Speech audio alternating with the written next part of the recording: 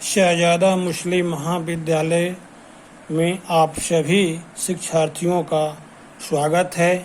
मैं उर्मिलेश सर, विषय इतिहास, बीए द्वितीय वर्ष का शिक्षण ऑनलाइन के माध्यम से किया जाएगा।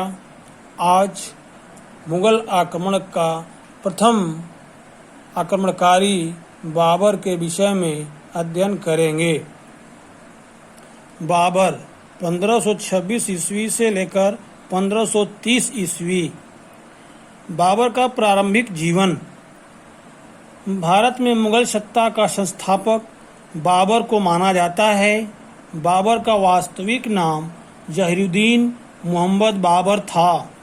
तुर्की भाषा में बाबर का अर्थ बाघ होता है। जहीरुद्दीन मोहम्मद अपने पराक्रम एवं निर्भीकता के कारण बाबर कहलाया तथा बाद में उसका यह नाम प्रचलित हो गया। बाबर का जन्म 14 फरवरी 1483 ईस्वी में मुहर्रम 6888 हिजरी को शुक्रवार के दिन हुआ था। बाबर के पिता का नाम उमर शेख मिर्जा था। उमर शेख तैमूर का वंशज था तथा फरगाना के एक छोटे से राज्य का स्वामी था। बाबर की माता कुतलुग निगार चंगेज खां के वंशज के यूनुस की पुत्री थी। बाबर को मुगल कहा जाता है, किंतु वास्तव में उसका परिवार मंगोल नहीं वरन तुर्क चगताई था। इसी कारण बाबर के लिए यह कहा जाता है कि उसमें मंगोलों की क्रूरता, एक तुर्क का साहस व योग्यता का ईरानियों की शिष्टता थी। बाबर के पिता उमर शेख के राज्य फरगना की राजधानी अंदीजान थी।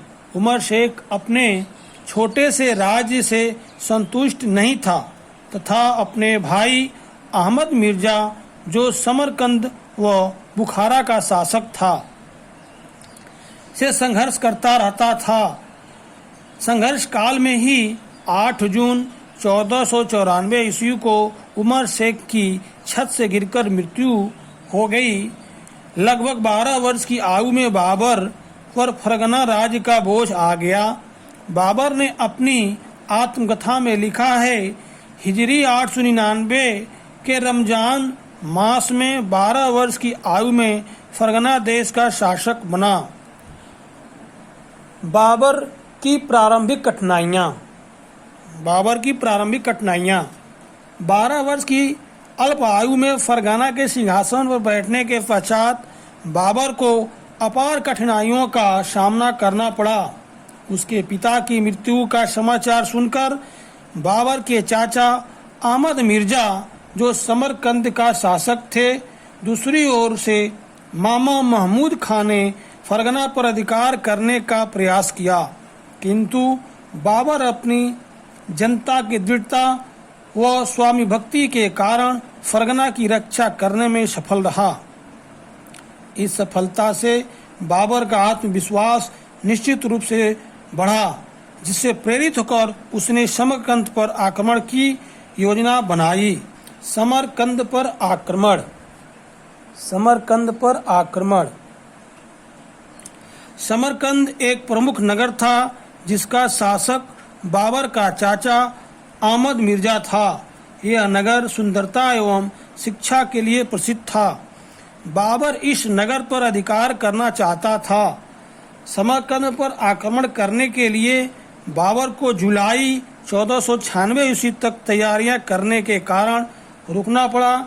इसी मध्य 1494 ईस्वी में समरकंद के शासक अमर मिर्जा की मृत्यु हो चुकी थी। बाबर ने जुलाई 1496 ईस्वी में समरकंद पर आक्रमण किया, किंतु इस अभियान में उसे सफलता नहीं मिली। इसके बाद 1497 ईस्वी में बाबर ने पूरा समरकंद पर आक्रमण किया और विजय प्राप्त की। बाबर ने समरकंद पर लगभग 100 दिन शासन किया था कि फरगना में विद्रोह हो गया एवं बाबर के भाई जहांगीर ने स्वयं को फरगना का शासक घोषित कर दिया। बाबर अपदस्थ होने के कारण तुरंत फरगना न जा सका। स्वस्थ होने पर वह फरगना गया, किंतु तब तक बहुत देर हो चुकी थी। यह वापस समरकंद लौटा, किंतु बाबर की अनुपस्थिति में अहमद मिर्जा के पौत्र अली मिर्जा ने समरकंद पर अधिकार कर लिया। इस प्रकार बाबर के हाथ से फरगना व समरकंद दोनों ही निकल गया। बाबर ने अपनी आत्मकथा में लिखा है कि इस प्रकार फरगना के निमित्त मैंने समरकंद छोड़ा, और अब क्या देखता हूँ कि एक राज्य हाथ से निकल गया और दूसरा आया नहीं। इस प्रकार बाबर के अधीन खोजंद नामक एक पहाड़ी क्षेत्र ही रह गया तथा बाबर की सेना भी समाप्त प्राय हो गई थी। बाबर के लिए यह समय अपार संकट का था। वह इधर उधर भटकता रहा। अपनी आत्मकथा में उसने लिखा है कि फरगना का शासक बनने के बाद ही 2 रमजान वह एक स्थान पर बिता सका तथा मुख्य रूप से मुझ पर विपत्ति का समय आ गया था और मैं बिना रोए नहीं रह सका। फरिश्ता ने भी बाबर की स्थिति के विषय में लिखा था कि वह किस्मत की गेंद और शतरंज के बादशाह के समान एक स्थान से दूसरे स्थान पर भटकता रहा, परंतु इन तमाम विपरीत परिस्थितियों के बावजूद उसने अपना साहस और धैर्य नहीं खोया। फरगना पर विजय। अंततः 1498 ईस्वी में बाबर ने फरगना पर पुनः अधिकार कर लिया, किंतु यह विजय भी अस्थायी न थी। 1500 ईस्वी में फरगना पुनः उसके हाथ से निकल गया तथा उसे जंगलों व कंदराओं का शरण लेने के लिए विवश होना पड़ा। समरकंद पर विजय।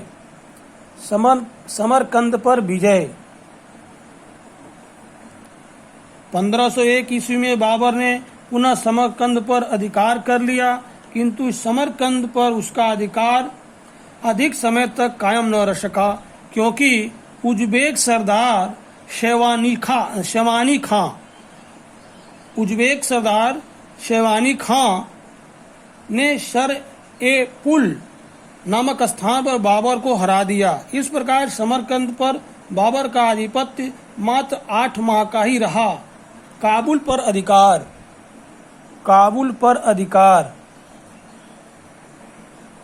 समरकंद के साथ हाथ से निकल जाने पर बाबर 1502 ईस्वी से 1504 ईस्वी तक दर दर भटकता फिरा।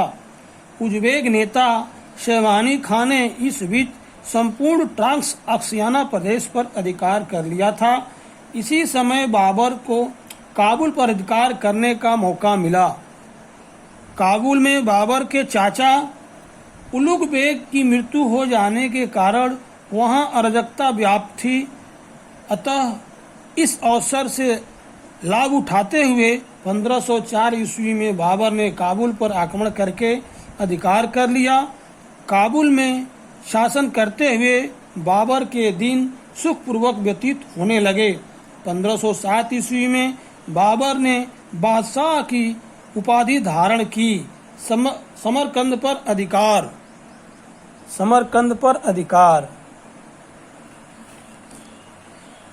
बचपन से ही बाबर समरकंद पर अधिकार करने का स्वप्न देखता था। 1504 ईस्वी में काबुल का शासक बन जाने के बाद भी समरकंद पर विजय की उसकी आकांक्षा अभी बाकी थी। 1510 ईस्वी में बाबर की उज्बेक सरदार शेवानी समरकंद का शासक ईरान के शाह के साथ युद्ध में मारा गया था। शेवानी खां की मृत्यु के समाचार से बाबर की समरकंद पर अधिकार करने की इच्छा पुनः प्रबल हो उठी तथा इसी उद्देश्य से उसने ईरान के शाह के साथ संधि करके 1511 ईस्वी में समरकंद पर अधिकार कर लिया।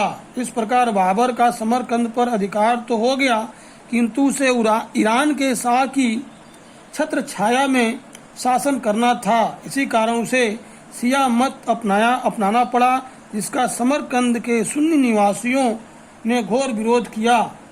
इसी समय 1512 ईस्वी में उज़्बेक सरदार उबैदुल्ला खान ने समरकंद पर आक्रमण किया। वह बाबर को कुल ए मलिक नामक स्थान पर परास्त किया। समरकंद बाबर के हाथ से पुनः निकल गया। बाबर के भारतीय अभियान के कारण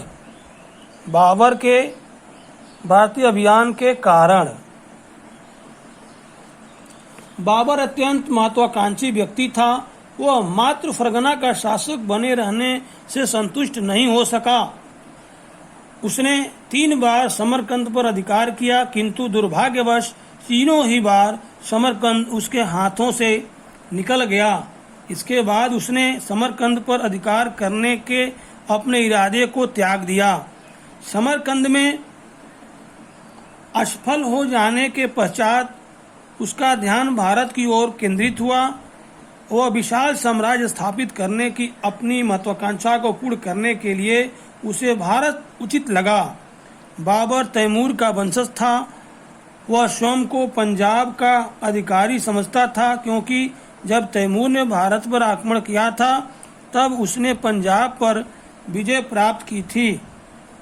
भारत के विशाल भूभाग को जीतकर बाबर अपने पूर्वजों के समान ख्याति प्राप्त करना चाहता था। भारत आर्थिक रूप से एक संपन्न देश था। भारत की अपार धन संपदा के विषय में बाबर को जानकारी थी। भारतीय धन संपदा ने भी बाबर को भारतीय अभियान के लिए प्रेरित किया। इसके अतिरिक्त भारत की तत्कालीन राजनीतिक स्थिति भी सोचनीय थी। संपूर्ण भारत छोटे छोटे राज्यों में विभक्त था, जिनके अत्यधिक पारस्परिक द्वेष था। भारत में 2 ही प्रमुख शक्तियां दिल्ली में लोधी वंश व मेवाड़ के राणा सांगा थी, किंतु उनके भी पारस्परिक संबंध खराब होने के कारण दोनों ने संयुक्त रूप से किसी बाह्य शक्ति का सामना करने की संभावना न थी। अतः भारत पर आक्रमण हेतु बाबर के लिए कोई विशेष परेशानियां सामने नहीं दिख रही थी। बाबर का यह कार्य उस समय और सरल हो गया जब पारस्परिक द्वेष के कारण अफगान अमीरों तथा इब्राहिम लोदी के चाचा आलम खान ने उसे भारत पर आक्रमण करने के लिए आमंत्रित किया। इस प्रकार बाबर को दोहरा फायदा हुआ, जहां एक और इस तथ्य की पुष्टि हो गई कि भारतीयों में पारस्परिक फूट है, वही उसे सहायता करने वाले व्यक्ति भी मिल गए। इस प्रकार बाबर को भारत पर आक्रमण करने की योजना को कार्यान्वित करने के लिए प्रोत्साहित किया।